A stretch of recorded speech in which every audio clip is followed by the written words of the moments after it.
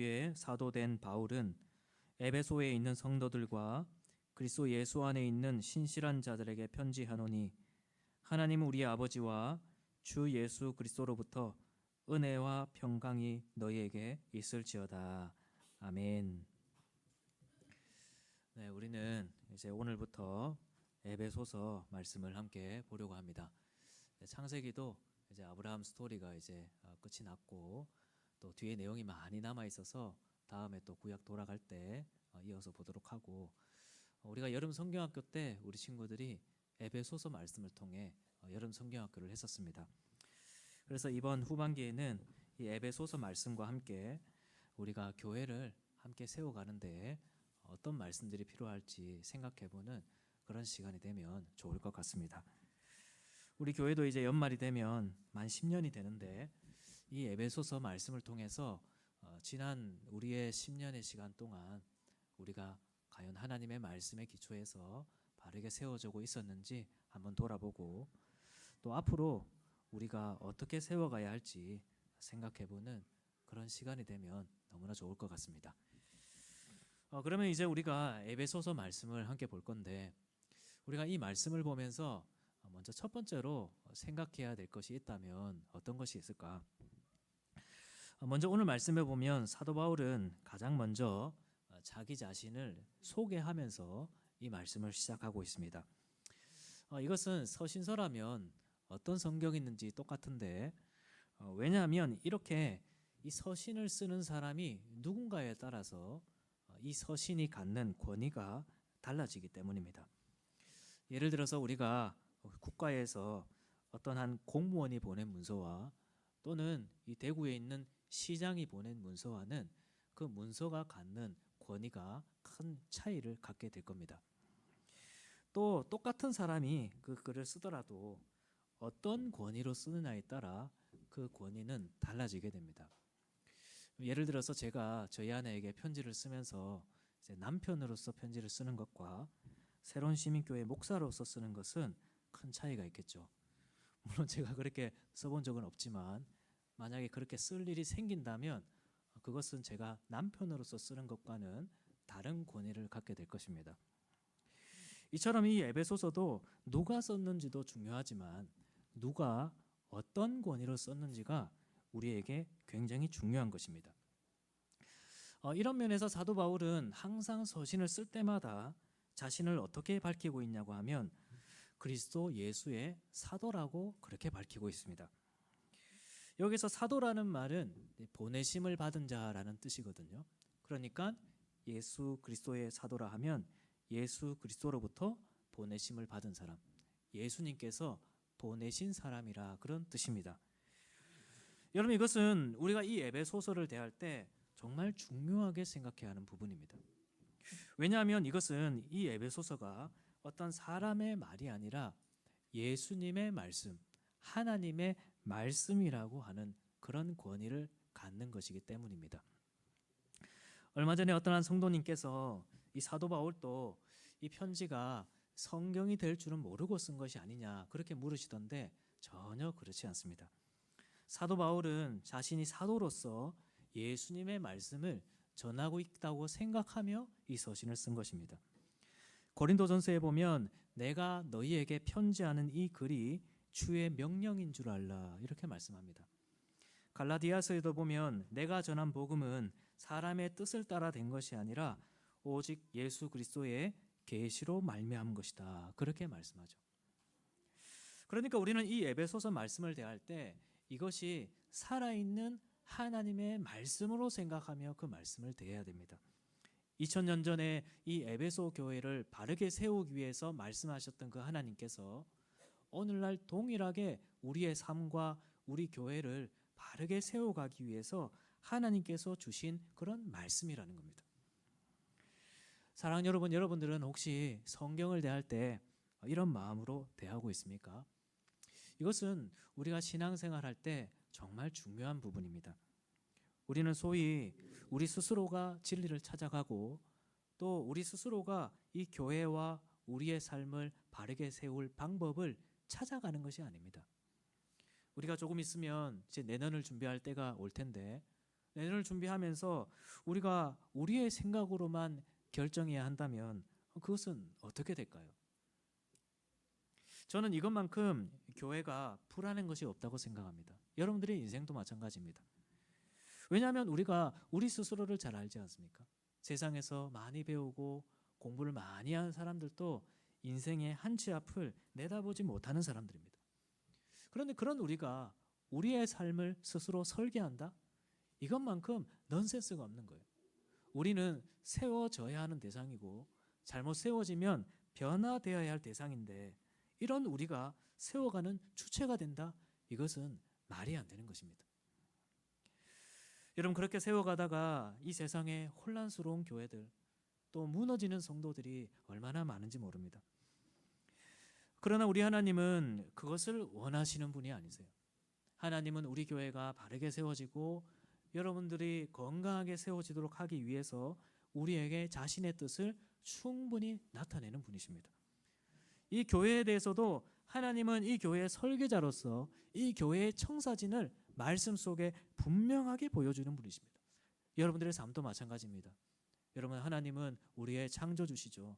우리의 삶의 설계자시고 주인이십니다. 바로 그런 분이 무엇이 우리의 삶을 건강하게 세워가는 것인지 이 성경 속에 충분하게 말씀하고 계시다는 겁니다. 여러분, 이것은 오늘날 우리가 꼭 기억해야 될 것입니다. 우리는 이것을 기억해야 우리 삶을 바르고 건강하게 세워갈 수 있는 거예요. 또 이 세상을 불안하지 않고 살아갈 수 있게 되는 것입니다. 이 세상에서 보면 여기를 따라가야 되는지 또 저기를 따라가야 되는지 이번에는 이것을 선택해야 되는지 저기를 선택해야 되는지 늘 불안할 때가 많죠. 왜냐하면 우리가 무엇이 정답인지 모르기 때문입니다. 저도 10년 전에 개척을 결심하면서 여러 가지 불안한 것들이 많았습니다. 32살에 얼마나 불안한 게 많았겠습니까? 제가 목회 경험이 많습니까? 저 강도사 2년이 전부입니다. 제가 학교에서 배운 게 많습니까?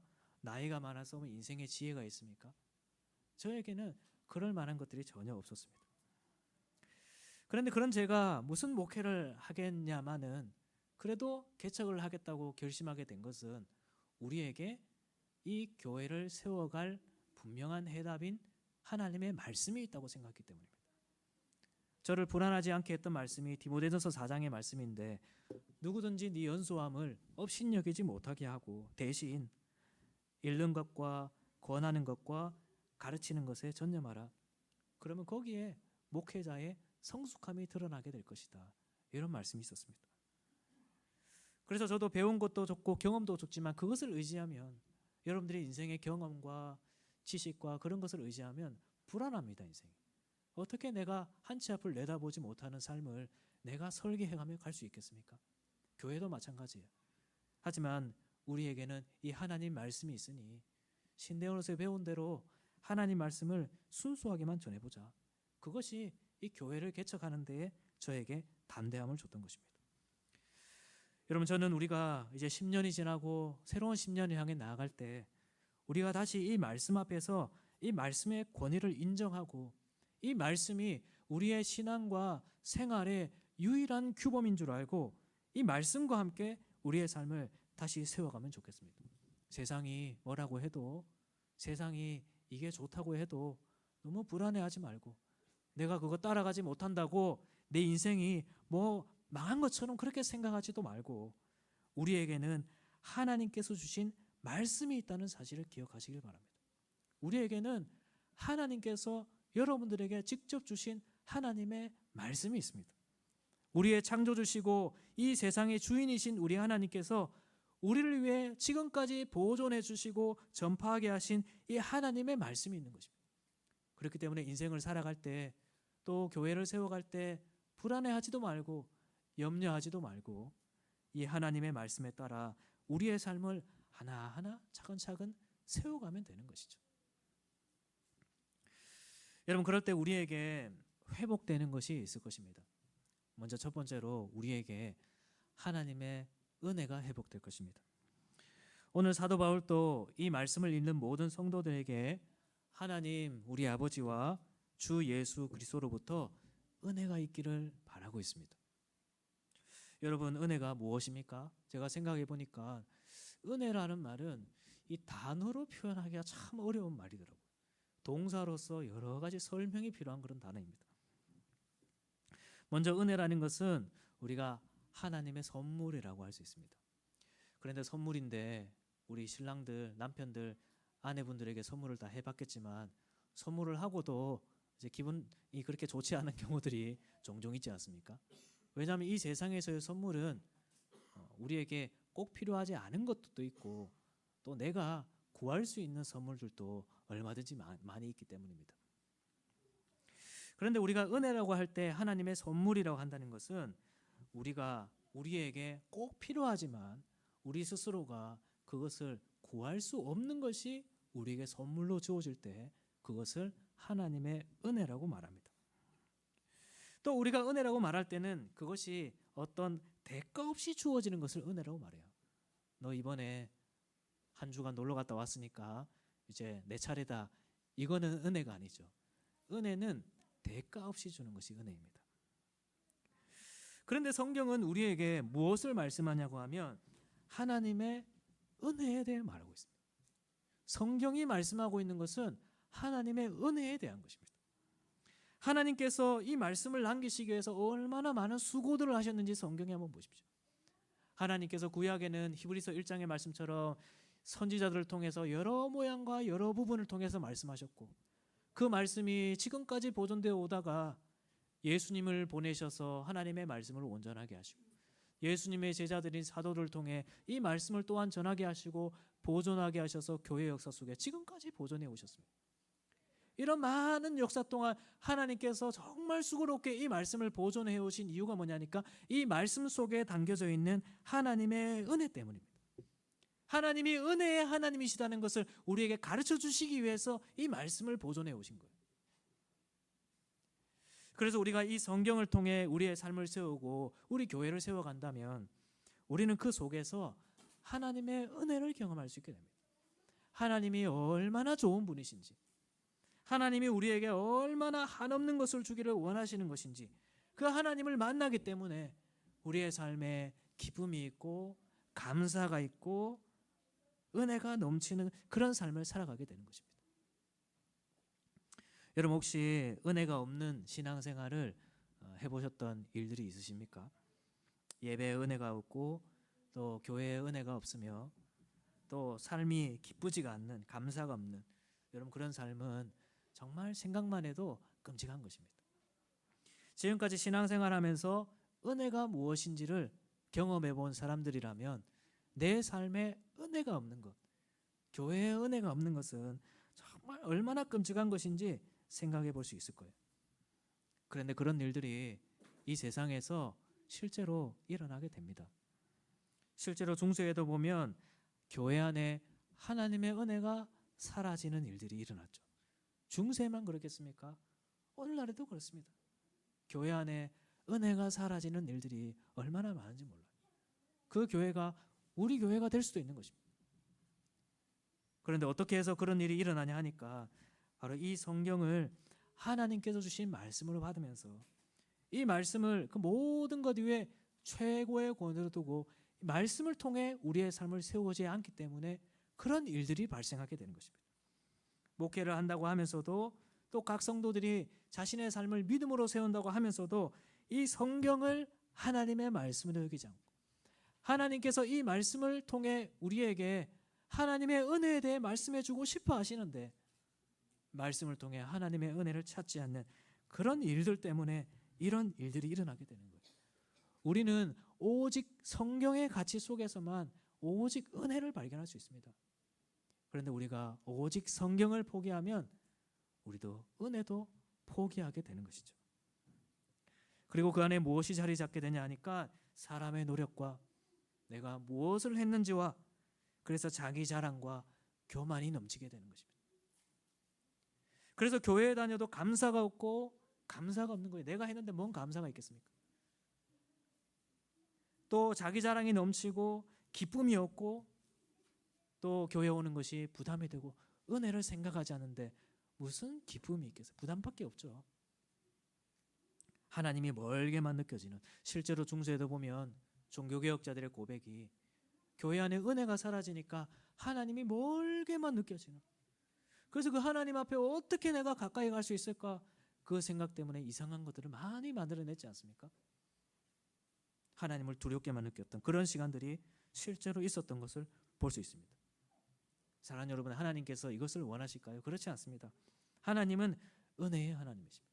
하나님은 우리에게 복을 주시고 은혜 베푸시기를 원하시는 분이세요. 그리고 그 일을 위해서 우리가 이 말씀과 함께 살아가기를 원하십니다. 하나님께서 우리에게 은혜를 주시고 이 사도 바울을 통해 말씀을 주셔서 우리가 은혜 속에서 살아가도록, 은혜를 회복하도록 하기를 원하셨다는 것입니다. 하나님께서 우리에게 주신 이 말씀이 있는데 이것을 귀하게 여기지 않고 다른 것을 따라 살아가면 우리의 삶에 은혜는 사라지게 되는 것입니다. 사랑하는 여러분, 우리가 이 말씀과 함께 하나님의 은혜를 회복하는 그런 성도들이 되기를 주님의 이름으로 축원합니다. 말씀 한 구절을 읽더라도 살아계신 하나님께서 나에게 주신 그런 말씀으로 읽는 것입니다. 말씀 한 구절을 읽더라도. 그리고 이 말씀 속에서 하나님께서 어떤 순종을 요구하신다면 그 말씀이 여러분들에게 주시는 주님의 명령으로 받으십시오. 주님의 명령으로 받았어요. 저도 신대원에 가기 전에 이 말씀만큼은 덮어놓고 가고 싶다는 말씀이 있었습니다. 근데 성경을 계속 읽다 보니 이 똑같은 말씀이 너무너무 많이 나오는 거예요. 형제를 사랑하지 않고는 하나님 앞에 예물을 드리려고도 하지 말라. 제가 끝내 이거 덮어놓고 신대원에 못 가겠더라고요. 그래서 제가 이것이 하나님의 명령인 줄 알고 제가 참 오랫동안 묵혀왔던 제 인생의 큰 문제를 해결했던 그런 일들이 있었습니다. 여러분, 우리는 은혜와 율법을 구분하고 싶어 하지만 몇 주 전에 설교했듯이 율법도 은혜입니다. 실제로 성도들을 보면 순종하는 사람이 은혜를 누리고 말씀대로 사는 사람이 복을 누리는 것을 볼 수 있어요. 하나님의 말씀이 지금 나에게 주시는 하나님의 말씀으로 그 권위를 인정하면서 그 말씀 속에 살아갈 때 우리가 하나님의 은혜를 회복할 수 있게 되는 것입니다. 저는 우리 교회가 그런 은혜가 넘치는 교회가 되길 바랍니다. 참 교회 왔는데 은혜가 넘치고 은혜가 넘치는, 그리고 그렇게 은혜가 넘쳐서 또한 우리 교회가, 여러분들의 삶이 참 평안했으면 좋겠습니다. 오늘 말씀에도 보면 이렇게 우리에게 은혜가 있기를 바라면서도 또 무엇이 있기를 바라죠? 평강이 있기를 바라고 있습니다. 여기서 평강이라는 것은 평안한 삶을 말합니다. 먼저 하나님과의 관계에서는 하나님과 평안한 관계를 누리고, 하나님을 멀게만 느끼고 하나님을 두렵게만 느끼는 것이 아니고 하나님을 나의 아버지로 정말 하나님과 평안한 관계를 누리는 것. 또 성도와의 관계 속에서 편하게 누리는 것. 우리 친구들이 여름 성경학교 하면서 둘째 날 하나로 세워가요를 배웠습니다. 성도들 안에 있는 막혀있는 담이 허물어지고 성도가 서로 화평하게 되는 것, 그것이 평안이고 평강입니다. 또 여러분들의 삶이 이 죄악된 세상 속에서도 흔들리지 않고 잔잔하게 살아가는 것, 그것이 평안한 삶이에요. 여러분, 혹시 이런 평강을 원하지 않는 분들이 계십니까? 아마 한 분도 계시지 않을 겁니다. 아마 모든 사람들이 이제 내 인생아 이제 좀 그만 좀 흔들려라, 그런 생각을 하며 살아가신 거예요. 교회에 와서도 교회가 참 은혜로우면서도 교회가 참 평안하기를 원하신 것입니다. 최근에 어떤 책을 읽는데 그 책을 쓰신 교수님께서 미국에 있을 때 교회에서 분란을 겪으셨대요. 그러니까 교회에 가는 것이 꼭 도살장에 끌려가는 것과 같다. 그리고 그것이 지금까지도 큰 트라우마로 남아있다고 합니다. 그래서 한국에 돌아와서 교수 사역을 하면서도 교회를 세울 때 가장 첫 번째로 뒀던 목표가 교회의 평안이었다, 그런 얘기를 하더라고요. 여러분, 이렇게 우리는 정말 평안이 필요한 존재입니다. 왜냐하면 이 세상이 본질적으로 불안한 곳이기 때문입니다. 이 세상을 보면 하루가 멀다 하고 싸우고 다투고 분열합니다. 우리가 그러지 않으려고 해도 이상하게도 우리의 삶이 그런 문제에 휘몰리는 것을 볼 수 있어요.